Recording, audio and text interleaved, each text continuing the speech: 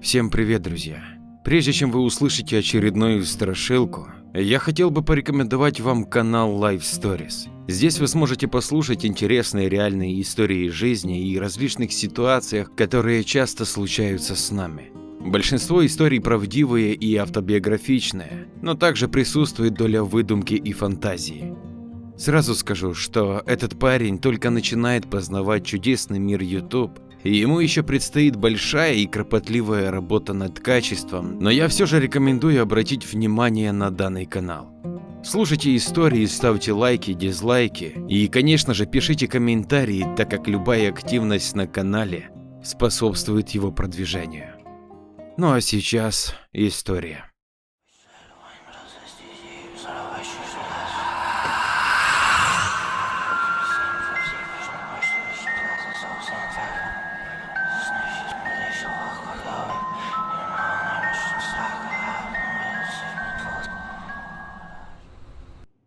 Когда мне исполнилось 16 лет, меня выпустили из детдома, в котором я провел все свое детство.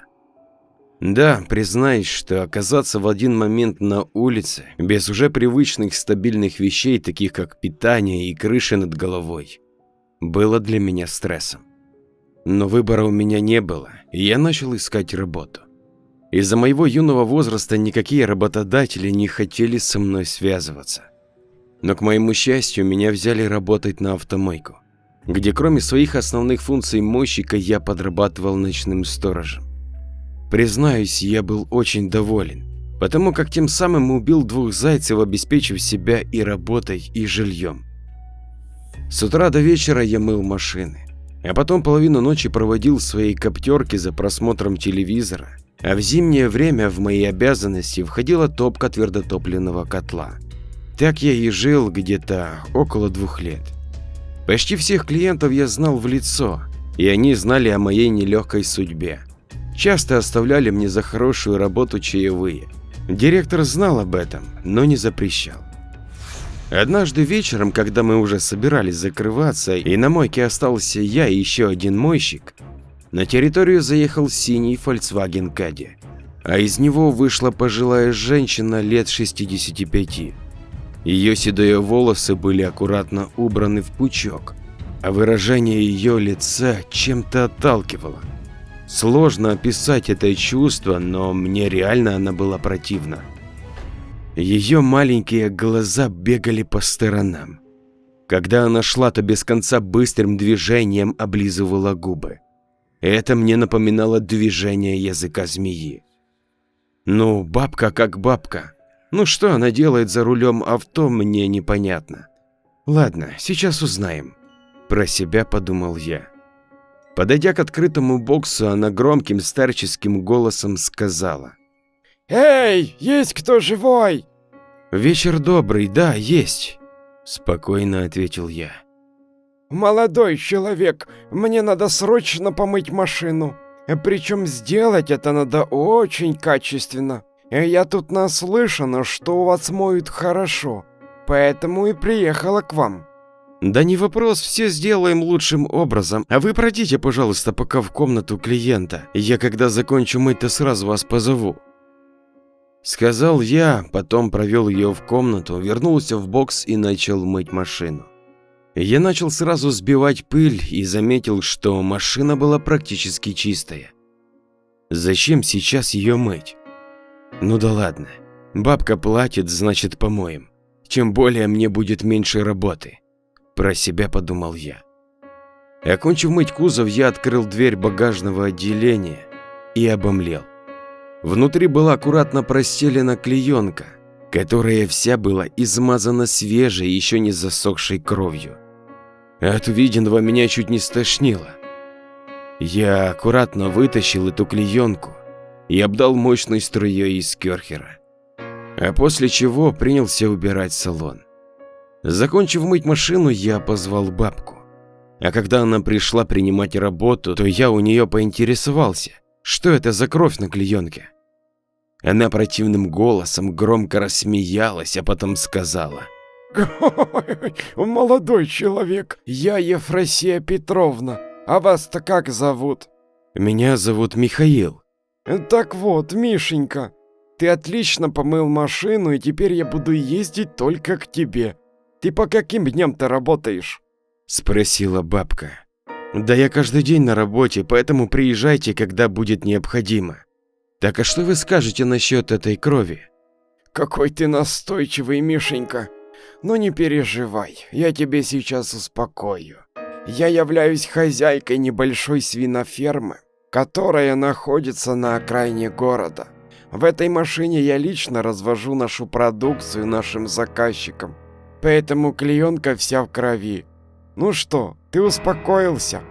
С противной улыбкой поинтересовалась она. «Да, вы меня извините, просто такого ни разу не видел. Я до прошлого года прожил в детдоме, поэтому далек от этого всего». Оправдываясь, сказал я. «Ну да ладно, мне пора. Хорошей тебе смены, Мишенька», сказала бабка и уехала прочь. После этого я с моим напарником закрыли мойку, и он ушел. А я остался сторожить. Заварив себе чая, я присел в комнате клиентов и включил телевизор, где показывали передачу «Криминальная Россия». Тема передачи была про маньяков. Посмотрев минут 15, я вслух сказал: «Как же меня задолбала эта кровь, она везде». После чего выключил телевизор и пошел спать. Дни пролетали незаметно, и я уже забыл про этот случай, как вдруг однажды к нам опять приехал уже знакомый мне Volkswagen.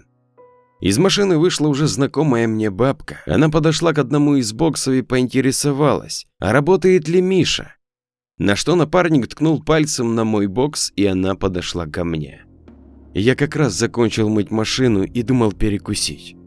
Но когда увидел ее, то понял, что перекусить мне долго еще не придется. Причем не из-за того, что я буду мыть машину, а потому что там наверняка опять эта грязная клеенка, и мой аппетит моментально пропадет. Подойдя ко мне, бабка сказала: «Ну что, привет, Мишенька. Я вот тебе работу привезла, а еще у меня будет к тебе дело. Но это уже потом, после того, как ты помоешь машину».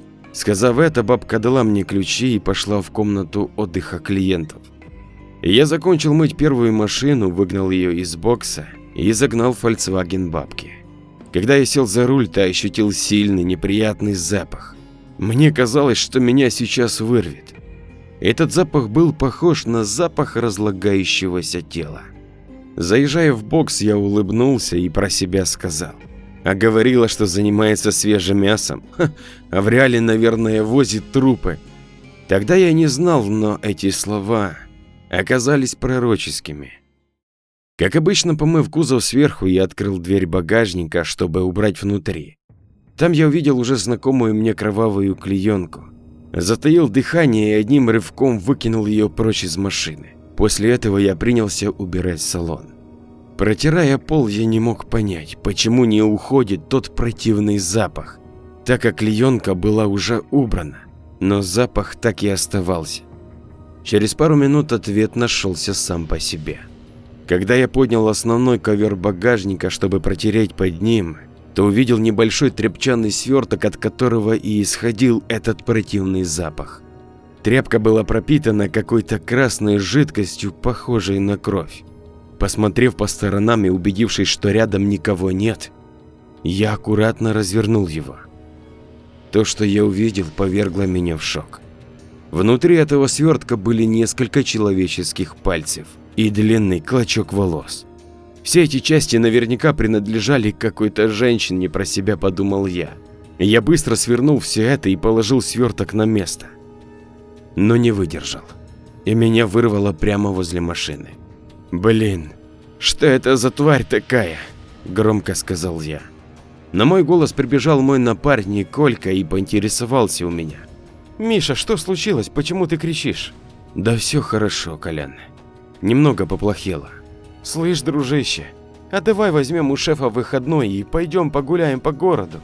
Ведь мы из-за работы вообще себя загнали». «Хорошо, надо подумать.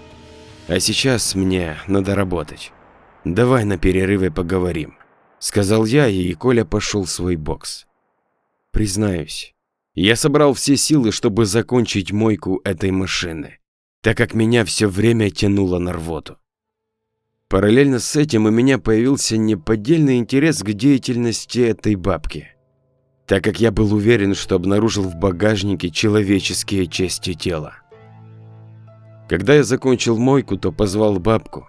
Зайдя в бокс, Ефросинья Петровна сделала круг возле машины и своим противным голосом сказала: «Слышь, Мишенька, а у меня к тебе есть деловое предложение». «Какое?» – с улыбкой поинтересовался я. «Ты напрасно улыбаешься. Я вижу, что ты очень старательный паренек, а у нас на ферме не хватает рабочих рук. В общем, я предлагаю тебе работать у нас. Жильем и питанием мы тебя обеспечим, от тебя требуется только старание. Тем более у нас работает много твоих сверстников, причем есть не только ребята, но и девчонки. Я уверена, ты с ними подружишься, и работать у нас тебе понравится», — сказала бабка и пристально посмотрела в мои глаза, при этом облизывая своим змеиным языком свои тоненькие губы. «А какую оплату и график вы предлагаете?» – поинтересовался я. «График у нас не нормированный, но за это мы и хорошо платим. А сколько ты зарабатываешь тут?» Я быстро умножил на 2 свою зарплату и озвучил бабке, на что она с улыбкой ответила: «Я буду платить тебе в 2 раза больше, только работай усердно», – продолжила меня уговаривать бабка. «Хорошо, я подумаю». «Думай, только недолго. Через пару дней я приеду мыть машину. Тогда и дашь мне ответ. Договорились?» «Да, хорошо, договорились», — сказал я, после чего бабка заплатила за мойку и уехала.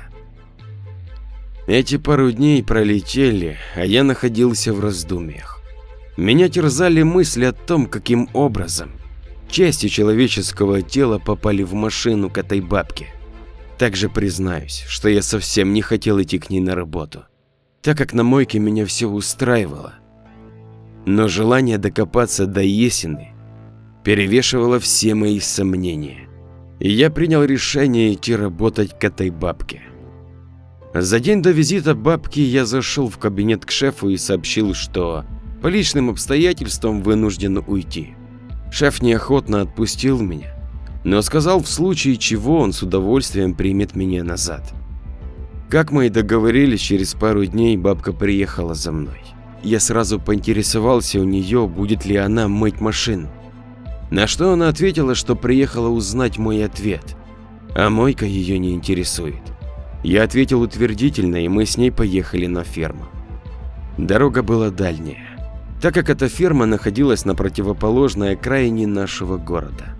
Тогда в мою голову вкралась мысль о том, почему она ездит мыть машину на нашу мойку. Ведь по пути находилась не одна подобная мойка. Это еще больше насторожило меня. По дороге бабка с успокоением мне рассказывала, какая у них классная ферма и какие они успешные.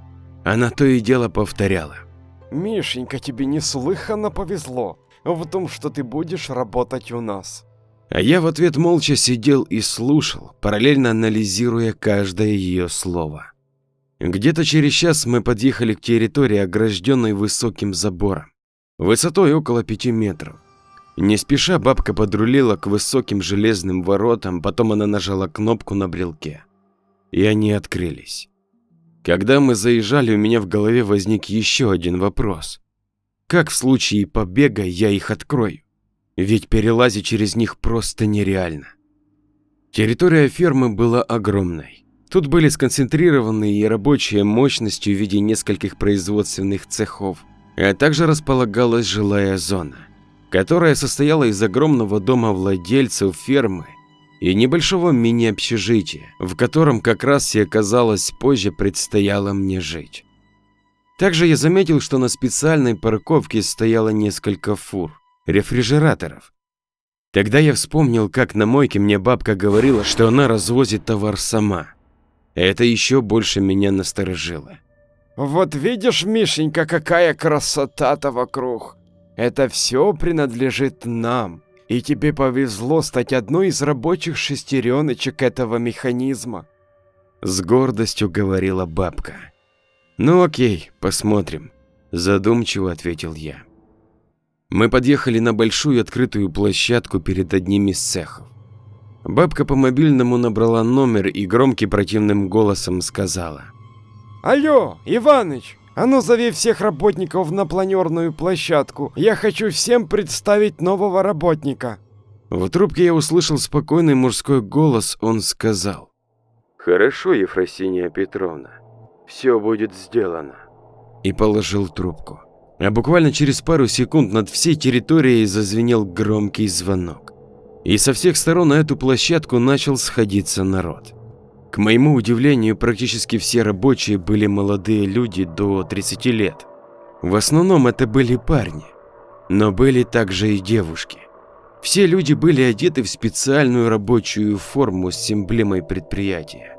Когда они все построились, бабка достала из багажника машины мегафон и начала говорить. Итак, знакомьтесь, это Михаил, наш новый сотрудник. Он еще пока не определился, в каком цеху он будет трудиться, поэтому я решила, что эту неделю каждый день будет работать в разных местах, пока не выберет себе подходящее место. Ну, как мест для работы у нас много, то он вскоре наверняка найдет свое предназначение.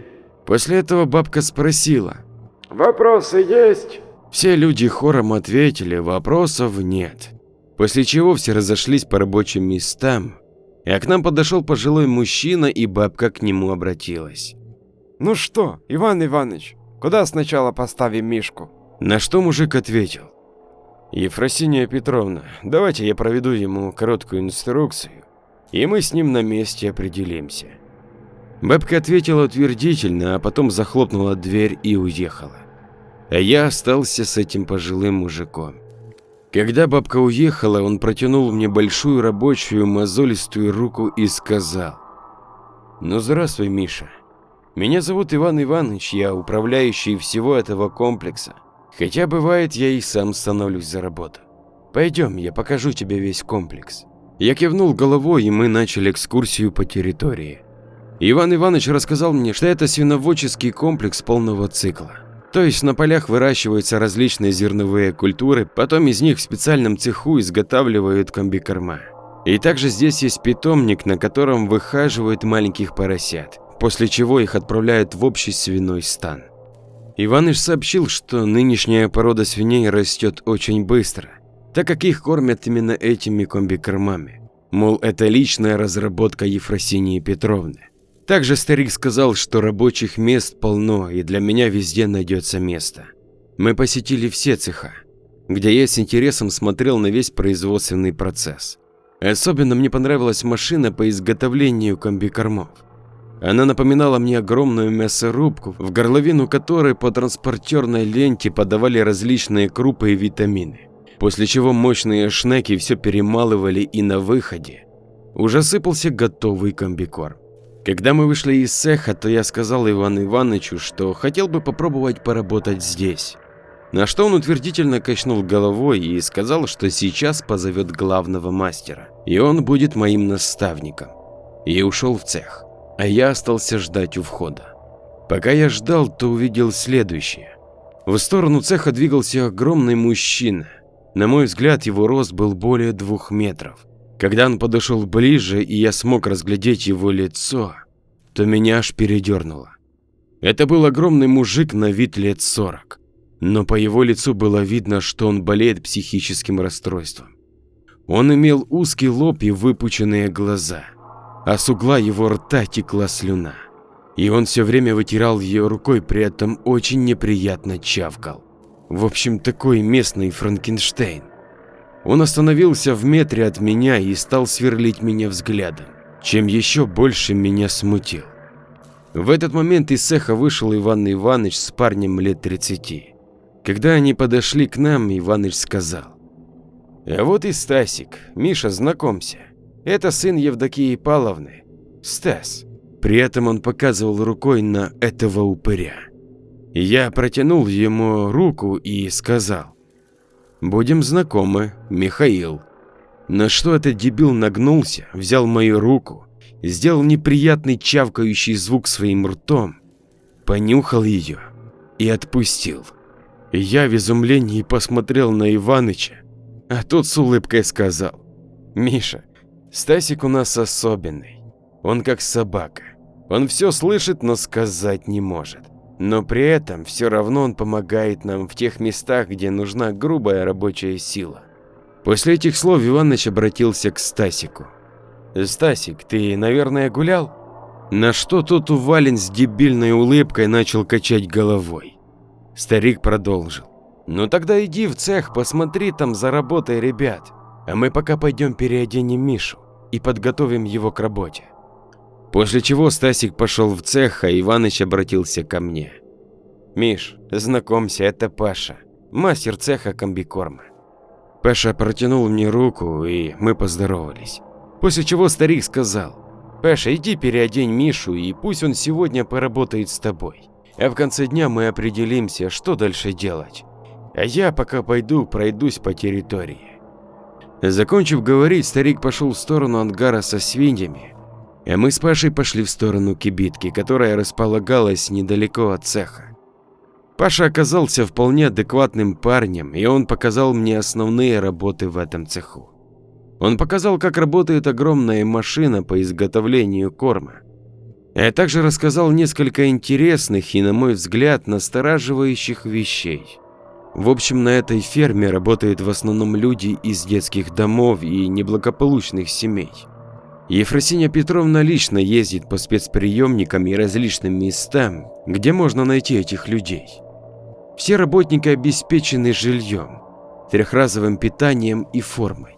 Также строго соблюдается график. Но есть вещи, которые меня настораживали, а именно, те люди, которые не соблюдают график, отказывались работать, внезапно пропадали в неизвестном направлении. Вроде бы никто здесь никого не держит. Но за 3 года, которые Паша отработал здесь, еще никто отсюда своими ногами не уходил. Все потери рабочего коллектива были именно из тех людей, которые протестовали и отказывались работать. Также он сообщил, что заработная плата выплачивается вовремя, но ее практически никто не тратит, потому что это делать просто некогда, так как люди проводят все время на работе. В отпуск здесь также никто не ходит, хотя официально он есть. У Паши сложилось впечатление, что на всех работников воздействует неким гипнозом, и человек в итоге просто не думает ни о чем, кроме работы. На мой вопрос, есть ли у хозяйки муж, Паша ответил, что он якобы есть, но по информации он тяжело болен и все время проводит в доме, под капельницами. А этот Стасик родился больным на дебилизм и теперь всеми днями слоняется по территории. Также Паша уточнил, что тот вроде и дебил, но все видит и наблюдает, а потом обо всем рассказывает своей мамаше. На что я возразил Паше: он же говорить не может. На что Паша ответил, что со своей матерью они общаются знаками и жестами.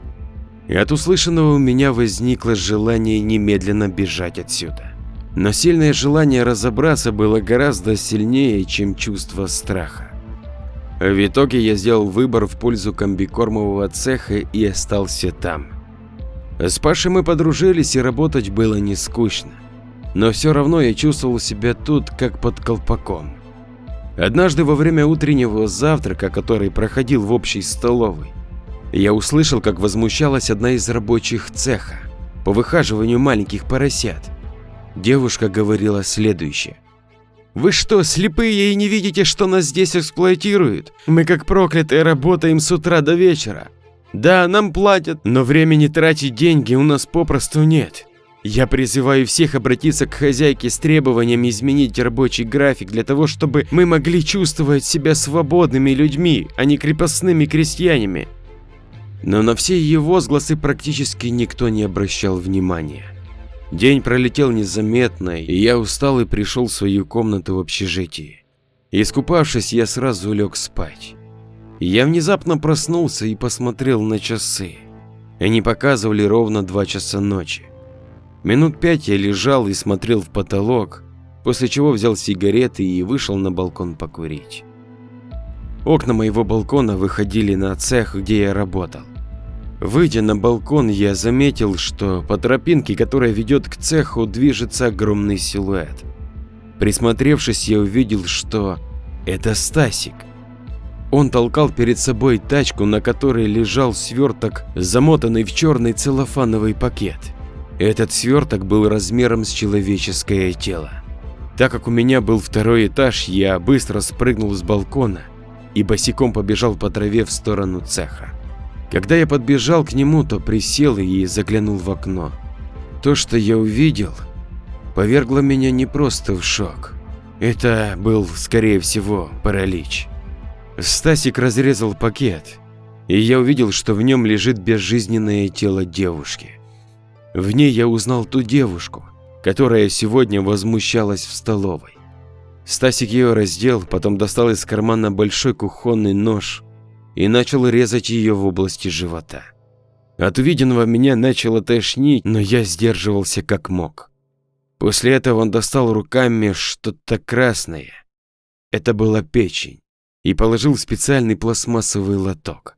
Потом взял тело девушки и кинул его в горловину нашей огромной кропорушки и включил ее. С громким шумом машина запустилась, и через несколько минут из ее отверстия вылез мясной фарш. Девушку просто раздробило на мелкие кусочки. Все, что осталось от тела, Стасик собрал лопатой и погрузил в огромную кастрюлю и поставил ее на тачку. После чего он открыл отсек крупорушки, где собирались жмыхи и различные отходы, и достал оттуда какие-то кровавые предметы. Присмотревшись, я заметил, что это были волосы и остатки скальпа девушки. Все эти отходы он положил в целлофановый пакет и на тачку, после чего он открыл заслонку подачи крупы, и через 5 минут от присутствия тела девушки в крупорушке ничего не осталось. Все под напором вымело крупой. Я смотрел и не мог поверить, что этот дебил на такое способен. Теперь я точно знал, куда пропадают люди. Стасик аккуратно поставил кастрюлю с фаршем на тачку, а также рядом положил лоток с печенью и пакет с волосами и скальпом девушки. А после с тупой улыбкой на лице и чавкающими звуками двинул к выходу из цеха. Когда я увидел, что он движется к выходу, то спрятался за рядом стоящей рабочей кибиткой. Дебил вышел и пошел в сторону загона со свиньями. Я короткими перебежками двинулся за ним. Зайдя в ангар, где жили свиньи, он лопатой достал из кастрюли кровавый фарш и кинул его им в кормушку. Сонные свиньи, услышав этот кровяной запах, подбежали к кормушке и моментально смели все, что он им дал. Тогда я про себя подумал, что никогда больше не буду есть мясо, которым кормят нас в столовой. Потом Стасик ополоснул кастрюлю с лопатой и оставил их там вместе с тачкой. Взяв с тачки пакет с волосами и контейнер с печенью, он вышел из ангара и пошел в сторону хозяйского дома. Все это время я следовал за ним. Подбежав к дому, я увидел, что загорелся свет в комнате на первом этаже. Так как из стен этой комнаты торчало несколько труб, я решил, что это кухня. И не ошибся. Заглянув в приоткрытое окно, я увидел и услышал следующее. В центре комнаты за столешницей сидела хозяйка. Стасик зашел в комнату и положил на стол контейнер с печенью и пакет с отходами. А потом присел на стул рядом с ней. На лице Стасика была его дебильная улыбка, а хозяйка начала гладить его по голове и говорить: «Молодец, сынок, все ты правильно сделал. Смотрю, печень молодая, хорошая. Она наверняка придется по вкусу нашему папашке. А в пакете что, отходы?» На что Стасик с дебильной улыбкой и звуками, похожими на стон, начал кивать головой. Хозяйка продолжила говорить: «Вот видишь, как хорошо я придумала утилизировать тела в кропорушке. А то я вызывала подозрения у мойщиков этими кровяными клеенками. Как тебе наш новый работник, Мишка?» На что дебил опять начал что-то мычать и жестикулировать пальцами, а хозяйка внимательно на него смотрела. Когда он замолчал, она продолжила говорить: «Вижу, что ты одобряешь мой выбор в пользу Миши. Паша уже давненько работает и стал лениться. Я давно думаю о его утилизации, но он пока всем доволен и не возмущается, чем мне не дает повод к утилизации. На что Стасик опять начал что-то мычать и показывать руками какие-то жесты. Внимательно выслушав, хозяйка сказала: «Что? Это правда? Что Паша с тебя смеялся?» На что дебил утвердительно покачал головой. Тогда лицо хозяйки изменилось. Она стала страшным и злым, похожим на лицо страшной ведьмы. Она открыла рот, и я увидел, как ее тонкий змеиный язык вылез оттуда. После чего она сказала: «Значит, завтра ночью утилизируем Пашу по нашей откатанной системе. Ты доволен, сынок?» На что Стасик с той же дебильной улыбкой покачал головой. Я не стал слушать их до конца и рванул в сторону общежития. Подбежав к своим окнам, я по дереву залез на свой балкон, а после чего перелез на соседний. Это был балкон Паши. Дверь в комнату была приоткрыта, и я зашел туда. Паша мирно спал. Я принялся будить его. Паша открыл глаза и сказал: «Миш, что ты здесь делаешь?» Я показал ему: тихо, не кричи и внимательно слушай меня. И рассказал ему все, что я видел и слышал. Сначала Паша не поверил мне, но все же я его убедил в правдоподобности моих сведений. Выслушав меня, Паша сказал: «Миш, и что мы будем делать? Давай сбежим отсюда». «Да, Паш, мы обязательно сбежим. Но прежде мы должны избавиться от этой старой ведьмы и ее сынка, так как иначе они пустят в расход всех рабочих фермы». После рабочего дня мы с Пашей быстро переоделись, взяли все документы и деньги и распихали их по карманам, так как мы понимали, что этой ночью мы убежим отсюда. После мы затаились в моей комнате. Так мы просидели до поздней ночи, и глаза у нас не смыкались. Было где-то около часа ночи, как мы услышали звук поворота ключа. И кто-то зашел в комнату к Паше, а потом глухой удар. После удара был слышен страшный звук, похож на вопль орангутанга. Мы с Пашей выскочили на балкон и увидели, что Стасик с топором в руках выскочил также и смотрит на нас. «Ну что, дебильная рожа, ты хотел моей смерти? А фиг тебе и твоей ведьме, мамаша!» – крикнул Паша. На что Стасик начал перелазить к нам на балкон. Мы с Пашей одним махом спрыгнули и побежали в сторону комбикормового цеха. Я оглянулся и увидел, что Стасик спрыгнул также и бежит за нами. Забежав в цех, мы хотели закрыть за собой дверь, но не успели, так как он был уже близко. И с сильным ударом дебил вломился в цех, чем сорвал дверь с петель. Оказавшись внутри цеха, он быстро кинулся на Пашу. Схватив его за шею, он со страшным ревом поднял его и начал душить. Паша закряхтел и хаотично мотал руками и ногами. Я схватил с пола лопату и, что есть силы, ударил Стасика по голове. От удара он пошатнулся и отпустил Пашу. Я повторил удар, и дебил с громким звуком упал на пол.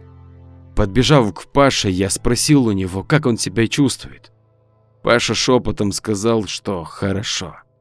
Не успел он договорить, как мы услышали страшный рев, похож на звук какого-то зверя. Мы обернулись назад и увидели, что в дверях стоит хозяйка. Все ее волосы взъерешены, а в руках был огромный нож, как у мясника. И она крикнула нам: «Сволочи, вы убили моего сына Стасика, и сейчас я заберу ваши жизни. Я обещаю, что вы не выйдете из-за периметра, так как все замки полностью заблокированы, а код знаю лишь я. Вы вечно, слышите, вечно будете моими рабами». После чего кинулась на нас. Я быстро взял с пола ту же лопату и направил в сторону хозяйки, и она сама напоролась на острый штык. Захрипев, она упала рядом со Стасиком. Мы с Пашей поступили с ними так, как они поступали с людьми. Сначала мы запустили крапорушку, потом закинули в горловину тело хозяйки, а потом с огромным трудом мы закинули туда и Стасика. Фарш, который остался после них, мы собрали в кастрюле и отвезли свиньям, а отходы собрали в пакет и выкинули в уличный туалет. После всего мы закурили И я сказал Паше: «Слышь, дружище, а как мы будем выбираться отсюда? Давай возьмем ее машину. Мне известно, что хозяйка всегда оставляет в ней брелок от входной двери. Просто так мы дверь никак не преодолеем, ведь она бронированная». Мы быстро побежали к хозяйскому дому. Двери дома были не заперты, и мы быстро проникли внутрь. Забежав в гостиную комнату, мы осмотрелись, но никаких следов ключей не нашли, и двинули на кухню, откуда доносился запах жарки. Когда мы забежали туда, то обомлели. На плите стояла сковорода, и на ней что-то жарилось и уже почти сгорело. Подойдя ближе, мы увидели, что это была печень. Да, именно печень. Я открыл дверь морозильной камеры, которая стояла рядом, и увидел, что она доверху набита контейнерами с печенью и другими внутренними органами. От увиденного я вскрикнул: «Сволочи, Паша, смотри, сколько они тут людей положили!» В этот момент Паша нашел записную книжку. Открыв ее, он увидел, что на первой ее странице ведется список. Там указан имя, пол и возраст человека, а также стояли какие-то даты. В крайней колонке было указано, что изъяли из тела сердце, печень, почки и так далее. Пролистнув половину этой книги, мы увидели две крайние записи. Предпоследняя гласила: Катя, 26 лет, печень. А последняя Паша, 30 лет. Но столбик с изъятыми органами был пока пустым. От увиденного Паша был в шоке. Он бросил книжку на пол и крикнул: «Твари, вы за все заплатите!» В этот момент я повернул голову вправо, и на маленькой тумбочке рядом с мойкой я увидел ключи от Volkswagen. Схватив их, я крикнул: «Паша, я нашел ключи, бежим!» На что Паша злым голосом сказал: «Нет, дружище, мы так просто не уйдем. Мне известно, что наверху у них есть сейф, в котором спрятаны деньги. Погнали, заберем их, эти твари должны заплатить за все». После чего мы забежали наверх. Поднявшись на второй этаж, мы оказались в просторной гостиной. Она была уставлена шикарными кожаными креслами, а на потолке висела большая хрустальная люстра. Слева в этой гостиной были широкие красивые деревянные двери. Мы открыли их. То, что мы увидели, заставило наши рты приоткрыться. По центру комнаты стояла кровать, на которой лежал старик. К нему было подключено множество трубок, и все они подходили к нескольким аппаратам, которые стояли рядом и издавали противные пикающие звуки. С другой стороны кровати стоял небольшой столик, на котором лежала небольшая тетрадка. На ней стояла тарелка, а на тарелке было несколько засохших кусков печени. От увиденного Паша закричал: «Миша, они скармливают органы этому овощу! Давай убьем эту суку!» На что старик начал мычать и дергать руками, он явно не хотел умирать. Тогда я к нему подошел и сказал: «Слышь, овощ, где сейф с бабками?» Но в ответ он только мычал и дергал своими худыми, атрофировавшимися руками. Я продолжил: «Если ты не скажешь, то мы отключим твои аппараты». После чего он ткнул в сторону картины, которая висела на стене. Паша подбежал и снял ее. И оказалось, что под ней находился сейф, но, понятное дело, кода мы не знали. Тогда я положил руку на рубильник, который подавал напряжение на аппараты, и продолжил беседу со стариком. «Кот, сука, говори, кот!» На что он мычал и смотрел на меня. Тогда я выключил на пару секунд рубильник, и аппараты замолкли. В этот момент старик начал громко орать и пытался встать с кровати. «Ну что, старый людоед, пришел тебе конец!» – крикнул Паша. Старик дрожащей рукой взял тетрадку, которая лежала под тарелкой. Когда он ее тянул, то тарелка наклонилась, и куски печени попадали прямо на мои кроссовки. От увиденного я крикнул: «Фу, блядь, мерзость!» Старик открыл последнюю страницу тетрадки, где был написан код от сейфа.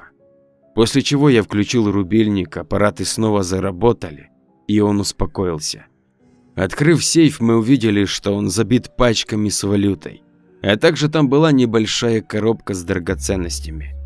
Мы быстро все взяли, выскочили на улицу и побежали к машине. Заскочив в машину, Паша завел мотор, и мы собирались уезжать, как я сказал. «Слышь, Паш, давай поделимся с ребятами». Паша утвердительно кивнул головой. Я взял из сумки половину денег и несколько золотых украшений. Быстро заскочил в наше общежитие и положил все добро на стол на кухне. А потом громко крикнул: «Народ, теперь мы все свободны и богатые. Все это добро теперь ваше». После чего я услышал, как двери комнат начали открываться, и люди начали двигаться на кухню. Я не стал их дожидаться и побежал в машину. Подъехав к воротам, Паша немного сдал назад, а потом с разгону въехал в них. Скажу так, что лобовое стекло разбилось и порезало нам руки и лица. Бампер и капот также были разрушены, но машина ехала. Порезы оказались неглубокими. И отъехав метров 300, мы быстро перевязали раны и стали выкурить по сигарете. Когда мы еще курили, то услышали громкий людской шум и яркий свет, который исходил от фермы. Паша затянулся сигаретой, улыбнулся и сказал: «Слышь, Миша, а ведь мы доброе дело сделали». «Да, теперь у нас и у них начнется новая жизнь», — ответил я, выкинул окурок, и мы сели в машину. Паша нажал на газ, и мы погнали по прямому асфальту, ведущему нас к трассе и новой жизни. Ну что ж, вот и подошла к концу очередная история, на которую было потрачено вагон времени. Надеюсь на вашу поддержку в виде подписки и комментария. Ну а если еще и поделитесь со своим другом, то цены вам нет. Для вас это 20 секунд потраченного времени, а для канала это как-никак продвижение. Кто же, как не вы? Всем хорошего настроения и до скорых историй. С любовью и уважением, ваш Андрей.